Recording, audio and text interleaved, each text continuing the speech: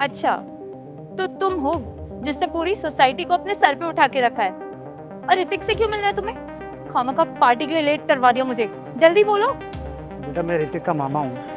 मुझे ऋतिक से मिलना है। मैं बहुत दूर गांव से आया हूँ। ऋतिक के मामा? सीरियसली? तुम्हें लगता है तुम बोलोगे और मैं यकीन मान जाऊंगी?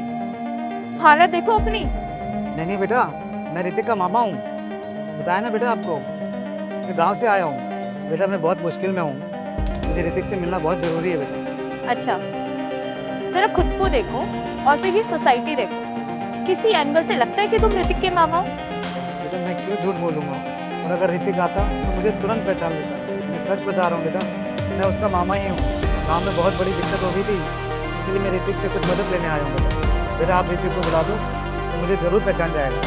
देखो, मुझे नहीं पता कि तुम सच बोल रहे हो या झूठ बोल रहे हो, लेकिन ऐसे किसी ऐरे गहरे को मैं अपने घर के अंदर नहीं ले जा सकती। बेटा मैं आज तुम्हारे हाथ जोड़ता हूँ, मैं सच बोल रहा हूँ, मैं उसका मामा ही हूँ। मुझे एक बार ऋतिक के पास तो ले चलो। अगर वो मुझे ना पहचाने तो फिर तुम मुझे घर से बाहर निकाल दो, लेकिन मुझे एक बार ले चलो। ठीक है, मानती हूँ तेरी बात और अंदर लेके जाती हूँ। लेकिन 1% भी अगर मुझे लगा ना कि तू फालतू झूठ बोल रहा है और तू ऋतिक का मामा नहीं है, फिर देखना तेरी कैसी हालत करती हूँ। चल।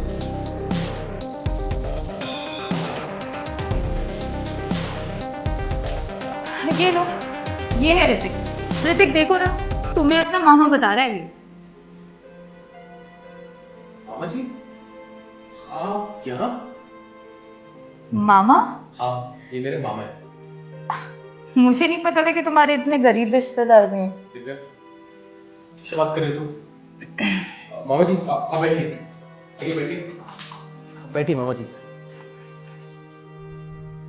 देखा बेटा, मैंने पहले ही कहा था कि ऋतिक बेटा मुझे देखते ही पहचान जाएगा। वो सब छोड़िए मामा जी, आपने बताया नहीं कि आप आ रहे हैं अचानक से यहाँ। कुछ बताइए। बेटा क्या बताऊँ तुझे, मैं बहुत परेशान हूँ। बेटा हमारे गांव की ज़मीन बेच दी, घर बिक गया, कुछ नहीं रहा अब मेरे पास। तेरी मामी अभी भी बीमार है और मेरे पास उसके इलाज के लिए पैसे नहीं हैं और हमारी मदद करने वाला कोई भी नहीं है, सिर्फ मैं और तेरी मामी है। क्यों?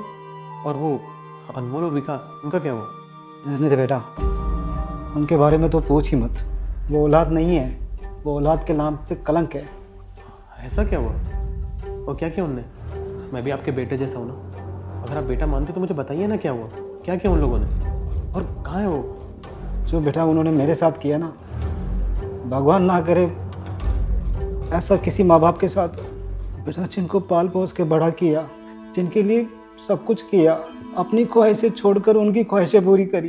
तेरी मामी सब कुछ सह लेती थी, बेचारी पुराने कपड़ों में अपना समय निकाल लेती थी ताकि उसके बच्चों को नए कपड़े मिल सके, अच्छी स्कूल में एडमिशन हो सके, अच्छे स्कूल में पढ़ सके, अच्छी ज़िंदगी बिता सके। और यही नहीं बेटा, हमने उनको हर तरह की खुशी दी है, लेकिन जब बारी हमारी आई, क्या ही बोले बेटा। वो कहते हैं ना बेटा कि औलाद लात मारना तो माँ के पेट से सीख जाता है। जब माँ की कोख में लात मारता है ना, तो माँ बाप बहुत खुश होते हैं, पर वही लात जब बुढ़ापे में पड़ती है तो माँ बाप के आंसू तक नहीं रुकते। बेटा उनको पढ़ाया लिखाया और जब उनकी अच्छी नौकरी लग गई तो खुद की पसंद से शादी करके विदेश चले गए। अब तो ये भी नहीं पूछते कि उनके माँ बाप जिंदा है या मर गए। तो ऐसी औलाद को क्या ही बोले बेटा। उनको बिल्कुल ऐसा नहीं करना चाहिए था, शर्म आनी चाहिए उनको। मुझे तो लगता था कि अनमोल और विकास बहुत अच्छे लड़के हैं, यहाँ तक कि जब बचपन में हम मिलते थे तो बोलते थे कि मैं सबसे ज़्यादा प्यार मम्मी पापा से करता हूँ और बड़े होके मम्मी पापा के लिए बहुत कुछ करना चाहते हैं। लेकिन जब बड़े हुए, उनकी जॉब लगी तो कुछ और ही कर रहे हैं। शर्म आनी चाहिए उनको। और आज मामी बीमार है और आप इतना परेशान हैं, पर उनको ये भी खबर नहीं कि एक बार बात कर ले। कुछ कर नहीं सकते तो कम से कम एक बार बात तो कर सकते हैं। पर मामा जी आप फिक्र मत कीजिए, मैं भी आपका भांजा हूँ ना, वो भांजा बेटे जैसा होता है, तो आप परेशान मत होइए, मैं हूं ना। दिव्या, मैंने कल तुम्हें एक पैकेट दिया था, एक बार ले आना। तो ऋतिक? क्या ऋतिक? जाओ ले आओ, अरे जाओ।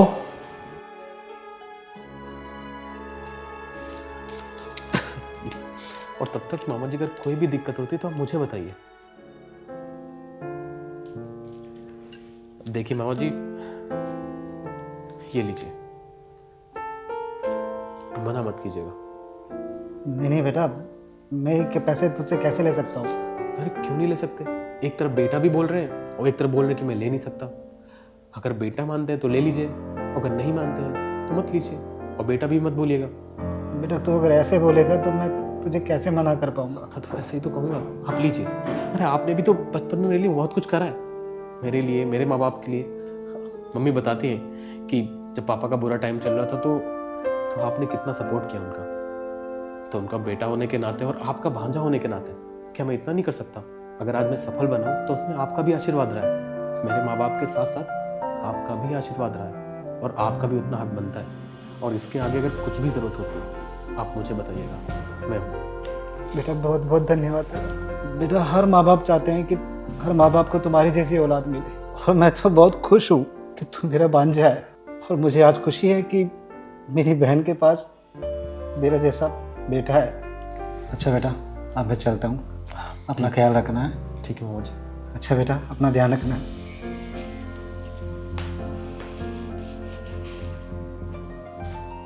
ऋतिक, तुम्हारा दिमाग खराब है क्या? इतने सारे पैसे तुमने उनको ऐसे ही दे दिए? अरे यार, ये पैसे हमारे फ्यूचर प्लानिंग के लिए थे ना, हमारे बेबी प्लानिंग के लिए थे। अब क्या करेंगे हम? ऋतिक, मेरे ये चीज़ समझ में नहीं आ रही, तुम्हें क्या लगता है ये बच्चों के कोई खिलौने कि तुमने ऐसे उठाए और ऐसे दे दिए?